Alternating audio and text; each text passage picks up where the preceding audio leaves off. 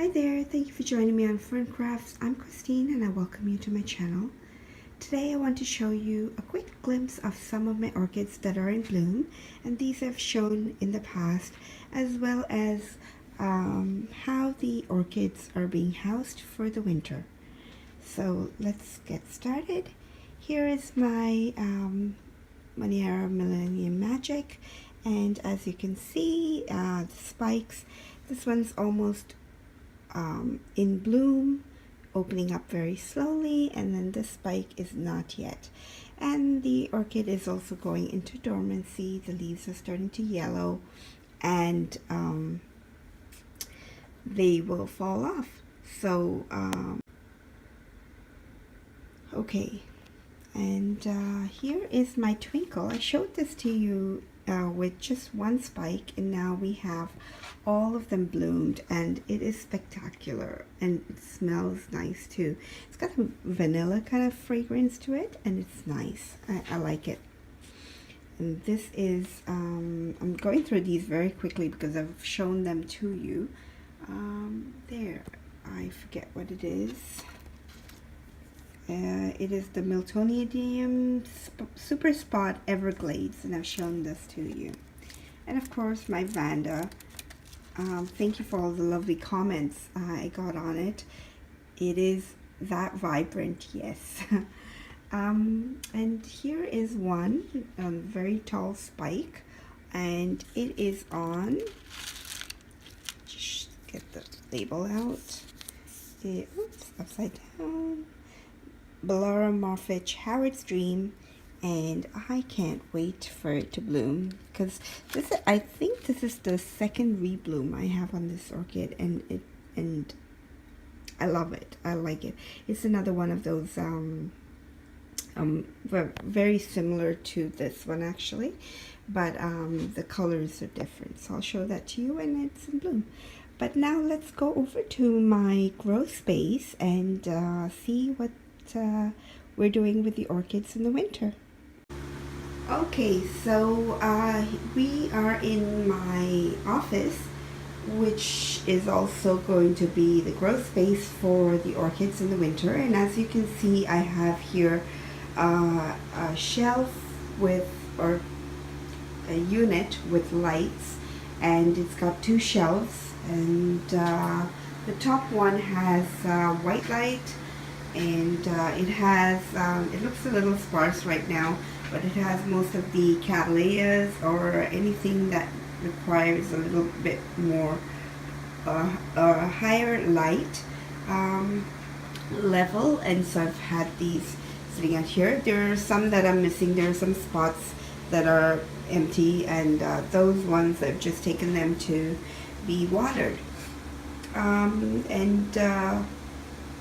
I've not really sorted it out too much, but just to have like this tennifolia here, I have it sitting on a bed of pebbles that has some water in it also, because it needs that moisture to be up.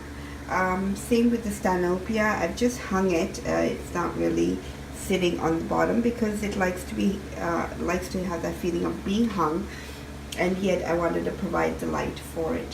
So that's the top shelf. And this unit was given to me by somebody who was growing orchids before and has now moved, so they couldn't take the unit with them, and so wanted to give it away to somebody who could use it, and I was really happy to take it on. The bottom does not have these trays that the top does, so I've just put in a plank for now. Actually, that's how it was used in the past. But what I am going to try and do is get some boot trays and put them in, and maybe that'll help, or maybe that'll look a little better. And also, if I were to water it, it'll be able to hold the water a little better. And so on the bottom, what you can't see right now because the unit is on a timer and it comes on, is that it has actually, let me turn it on there.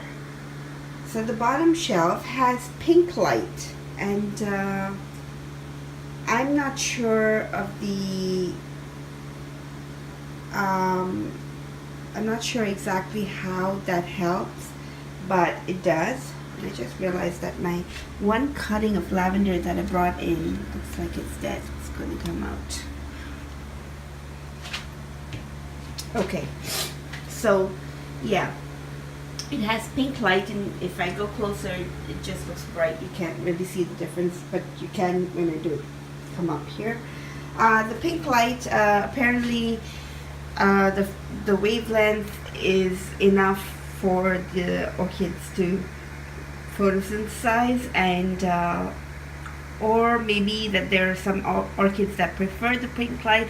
I haven't figured that part yet, so if anyone does know, do let me know, and I'd appreciate that.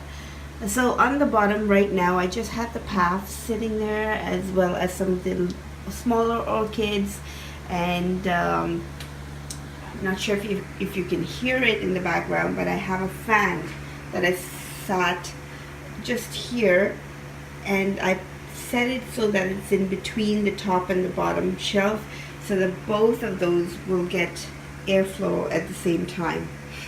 And that's my little setup for now.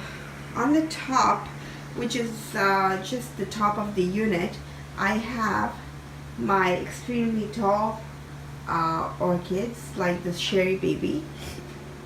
And once it's done flowering, and I cut off the spikes, because it is quite tall, I will just bring it back down again, so it'll be on the shelf. And the same with the, oh, I forgot what that is called, but I've shown you in the past. Mostly the shelf has been used for catasetum. I'm keeping all the catasetum type of orchids on the top there, and the reason for that is that they don't really require light or moisture, and they will be moving into dormancy, and one has tipped over there. So yeah, they'll be slowly moving into dormancy anyways, and once all the leaves are fallen off, I am hoping to unpot most of them and have them in paper bags, because I've never tried that method of storing. Well, I have once, and it was because the catasetum didn't really have a lot of roots.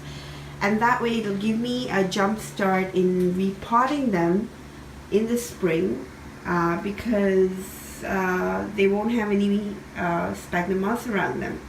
So we'll see. And I'll try and do a video at that point when I am bagging them up, so that I can share it with you guys.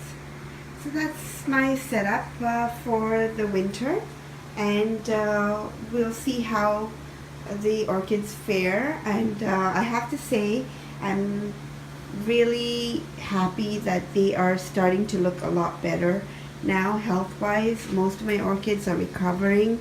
You'll see a lot of them with these ugly looking leaves with spots on them and all that. I'm not taking them off right now, because I just want the orchid to be revived first before I start chopping off the few leaves that they have, like especially this one here. It's only, these are the newer leaves, so if I take that off, I'm not sure if it'll stunt the growth of the orchid. It's Oncidium Misaki Twinkle, and then I just put it into a jar, and I've let it dry out a little bit before I top it up with some water for waterculture. And I have a few of those, like this one as well. And this one sits in pebbles with some water inside, and I'm just trying to get this orchid hydrated as much as I can, and it's showing. It's doing well. It has this new growth, and the growth is growing, so which is a good sign. And yeah, there you go, folks. Just a little video on what's happening here in my grow space. So I hope you enjoyed watching this video, and for those of you who haven't done so already, do subscribe. You'll be the first to know when I upload a video. And until next time, enjoy your orchids. Bye bye.